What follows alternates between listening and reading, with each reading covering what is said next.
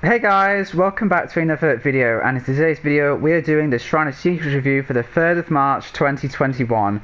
This is the series in Dead by Daylight where we go over the Shrine of Secrets. There are 2 killer perks and 2 survivor perks. We go over what they do, how they work, how they change the perk tiers up, and what characters they come with, and at the end I will give my thoughts on which ones you should buy with iridescent shards. This is basically me using my knowledge of the game and both sides and the mechanics and everything to kind of guide you on a decision to make, to use your shards to get a perk that you want. I would mainly recommend DLC perks, so it means you don't have to buy the DLC. Or mainly just for characters who maybe have one really good perk and if one's really bad.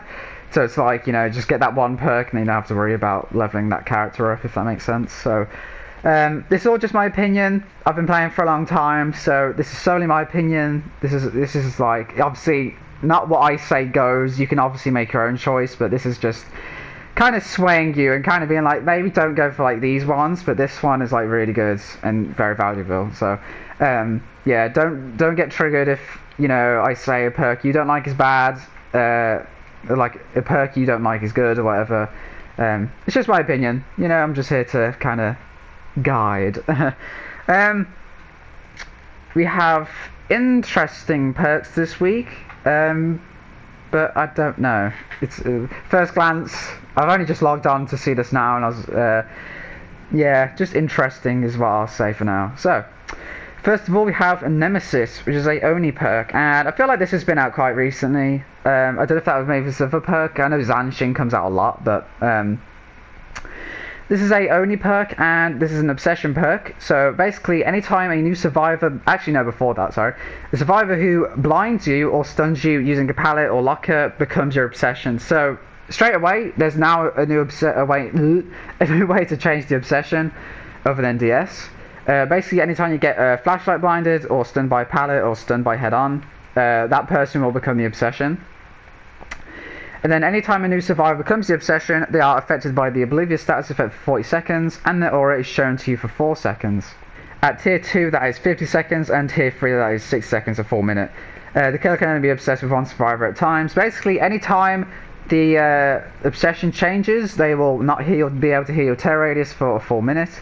And also this just changes the way that an Obsession can be created, not just from DS, but also from, again, like I said, stuns and flashlights. So this one is interesting. This kind of has to have stuff around it though to synergize with. You really can't use this on its own because it doesn't really do anything.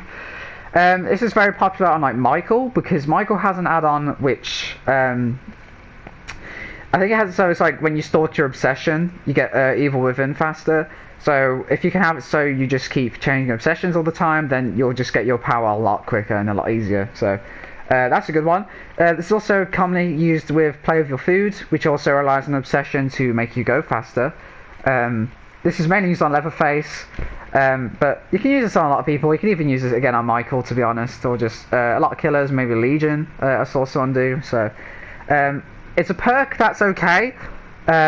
You can also combo the Obsession changer thing with Furtive Chase if you really wanted to, but that's more of like a meme build thing because Furtive Chase is garbage. But Furtive Chase has, so the Obsession also changes every time like they rescue someone off a hook. The rescuer becomes the Obsession, which means that once they rescue someone, they will become oblivious. You could also maybe combo that with Make Your Choice. Because if they're oblivious as they rescue someone, Make Your Choice will also make them exposed. So they're exposed and oblivious, so that would maybe be good. But yeah, even on Oni himself, it's not bad. But I don't know. I don't know when the last time I even used this perk. It's good for like meme builds, but again, it's one that you really have to synergize with other things. Again, other Obsession-based perks, certain killers. Again, the add-on for Michael, I don't know if it's Judith's Journal, I can't remember which one it is, but it's the one that makes the Obsession give you more stalk, so keep that in mind. But I don't know, I think it's okay, but I don't think it's amazing, to be honest. Next up we have Self-Care. This is a Claudette perk, and I'm going to be brief on this one, because this one's really bad. This unlocks the ability to heal yourself without a healing item at 50% the normal healing speed, and increases the efficiency of healing items self-heal by 10%. At tier 2 that's 15%, and tier 3 that's 20%. Self-care is detrimental use just medkits, use bond to find someone, use empathy to find someone, use pharmacy to get a medkit from your first chest, inner strength, just use anything, aftercare, like just use anything other than this perk. This perk, it's good that you can heal yourself like that, but yeah, it's probably only, if you are going to use it, just use it if you absolutely have to, and there's like, I don't know, but even then, it's so like damaging, and it takes so long, and people still use this perk when the killer has sloppy butcher. I literally saw it like yesterday, where people still self-care, even if like self-caring enough is bad, and it takes so long, where you could be doing something so much better. Hell, just stay injured. How about that? Just stay injured. Like, I don't run any perks to heal myself. I just use bonds in like every build, so I just find people to heal me. But if I can't even do that, I just stay injured. Genuinely, like, just stay injured. Just use anything other than this perk. This perk takes so long. It takes long enough healing as it is with this. But if the killer has sloppy butcher, you will just be wasting so much time, and you'll probably get a bunch of hate for it. So. It's like a good idea. Obviously, healing yourself without a medkit is great, but don't use this perk. Don't use it. Next up we have Streetwise, which is a Nia perk, and this one is very much like Leader, but I think I prefer Leader, even though this one has a better effect, I think. So, basically this one will reduce the consumption rate of item charges by 15%. At tier 2 that's 20%, and tier 3 that's 25%. For you and allies within 8 meters. Once out of range, this effect persists for 15 seconds. So the difference between this and Leader is that this one affects item charges, and the other one just makes other people do things faster. But this one also applies to yourself, so your items will, have their charge rate consumption decreased as well. The effect also again persists once you leave 8 meters out of them. They'll still have that effect for 15 seconds. However, I think I still prefer Leader, even though Leader doesn't apply to you, it just applies to everyone else. I think just the effect is better, because that does everything faster, right? It's not like exit gates, cleansing, chest searching, sabotaging, healing, repairing. I think that affects everything that a survivor can do. Obviously not things like bloody vaulting, but you know what I mean. But it doesn't apply to yourself. But I think that's doing things like that faster is more important than item rate charges. If you are going to use this though, you could also use Built to Last, because I really love that perk. I've been using that a lot recently, and that's becoming one of my favourite perks, to be honest. Built to Last will replenish 50% of your charges once the item is completely decreased and it's completely run out, and it does that once per trial. So basically, we just make items last longer as it is, and then Built to Last will give it a second chance, and that will also last a while as well. So. I'm going to do some cool combos with this, but I would prefer using Leader. But yeah, this one definitely is like, again, it's not great. I don't see many people using this. Again, honestly I just see people using Leader more. So it's definitely not terrible, but yeah, and even using Leader is a bit like meh. Taking a perk slot for things like this, I would not really do that unless you're doing a whole build around it. Which go for it, I guess. Go for it. Finally, we have Surge, which is a demo perk, and this is one of my favourite perks in the entire game. I absolutely love using this perk, even though the effect is like, some people would say this effect is like meh, and sometimes it definitely doesn't do a whole lot, but fuck, I can't get enough of this perk. This is one of my favourite perks, not just favourite killer perks, but just favourite perks in the whole game. This is a Demogorgon perk, and putting a survivor into the dying state with a basic attack. Keep that in mind, a lot of people don't realise that it's only basic attack, so no demo shred, no pig ambush, things like that. Causes all generators within a 32-meter radius instantly to explode and begin regressing. Generators affected by Surge immediately lose 8% of their progress, which is crazy. 8%, to be honest, is pretty fucking crazy. Surge can only be triggered once every 60 seconds. At tier 2 that is 50 seconds, and tier 3 that is 40 seconds. So 40 seconds is actually a really short cooldown. When you're using this perk, that like you'll just swear there is no cooldown, because that's what I feel like, at least. Yeah, this perk, I've seen people combo this with like Pot Goes the Weasel, because apparently it works that like it also works on gens that are already regressing, but I don't know about that. I don't know if that's true or not. I don't know if that was just a PEB thing. when this chapter was first coming out, but I don't know. I haven't used it in like a little while. But I have seen a lot of people use this with pop because they say, oh, well, you know, the gen loses 8% if it's already regressing, and then obviously if they tap it. Obviously, you can use it like that anyway. If you combo this with pop, it's a bit situational and it won't always work. But basically, if someone's on a gen and then Surge will surge the gen and it will lose 8% of its progress. If there's no one on the gen, then obviously it will start regressing anyway. But if there is someone on it, then obviously they're still going to just tap through that regression anyway. But then the killer can come to it. So 25% plus 8% is like 23%. So, no, 25%. No, that's not right. 25% plus 8%. Yes, it's 33%. Fucking hell. Yeah, alright, it's been a long day. Okay, shut up. But honestly, I love this perk. Even using this by itself is really good. You can also use this with surveillance because the knowledge... Surveillance is good on its own, but using this as well will just help when people are, you know, moving around and everything. With Ruin as well is really good because, again, you'll just know. Thrilling Tremors. I've recently been comboing this with Thrilling Tremors, and I have to say, that's honestly not a bad combo. Surge will regress a gen by 8% and then will continue regressing if no one's on it.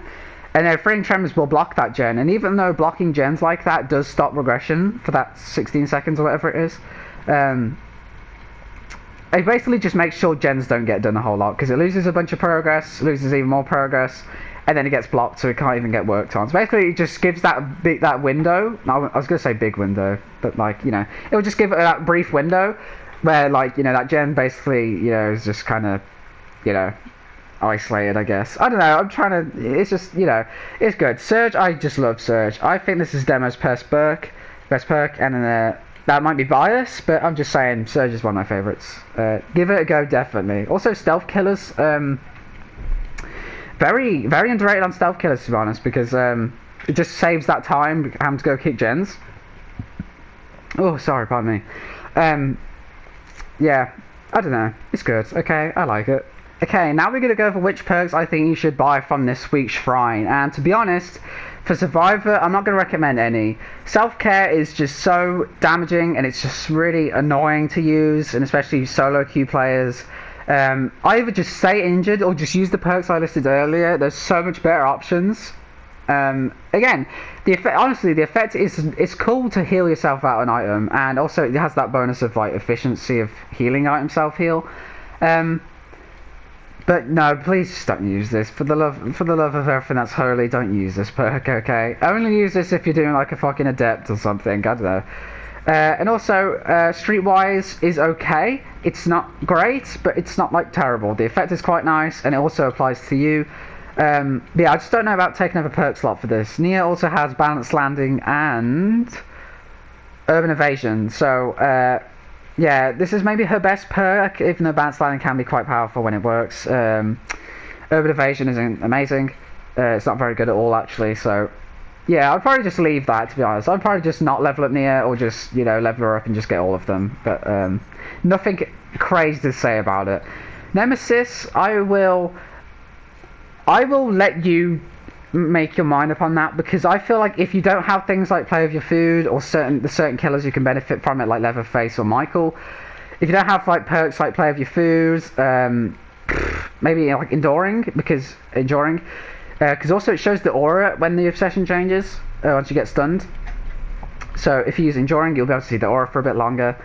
So maybe like Enduring as well would be good, but I think this just has a lot of synergy, and probably too much synergy for it to like be amazing and do its own thing. Because Oblivious is quite nice, but it's not like amazing. There's a lot of perks that do Oblivious, and like, what's the other one? Undetectable. So I don't know.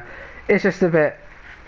Yeah, I just feel like it's too much that you really can't use this perk by itself. You can, but it basically won't do anything. Like, yeah. And also, again, it has that same effect with things like Mindbreaker, where you just can't really tell when the effect's going on. You know, you have to just kind of, you know, assume. You can make some cool plays of it, yeah, but I don't know. I feel like there's just too much going on with it for it to like be worthy, I guess, of a perk slot, because you have to basically have a whole build around it. Surge is the only one I'm going to recommend you buy if you're interested, but honestly, this is a very underrated perk. This is a criminally underrated perk. This is really good. It saves you time from having to go and kick gens. The 8% progress is really nice as well. Also, this effect does not work with things like overcharge, because overcharge has that effect once you kick the gen. So, you know, it doesn't. It's not like when you touch a gen that's been regressed by Surge, you get the overcharge skill check. It doesn't work like that. That only triggers when kicking the gen. But honestly, please give this a go. Please, like, just because he also demo has Mindbreaker and Cruel Limits. So I would just say, yeah, get this one. Leave the other ones. Maybe Mindbreaker, I guess, because, you know, if you're interested in that. But honestly, just please give Surge a go if you really want to. It's so good. You know, I promise you won't be disappointed. Other than that, yeah, this one's just kind of, it's interesting, but like, yeah, it's just a bit plain, I guess. Not amazing. So, guys, that's going to do it for this video. I hope you enjoyed. The PEB came out yesterday as I'm recording this, sorry, and I absolutely love the look of the new killer. So maybe I'll do a thing on that soon. I think I might get that DLC when it comes out, but I don't know. It depends if they get reworked or whatever. But yeah, guys, that's going to do it for me. I hope you enjoyed, and I'll see you in the next one.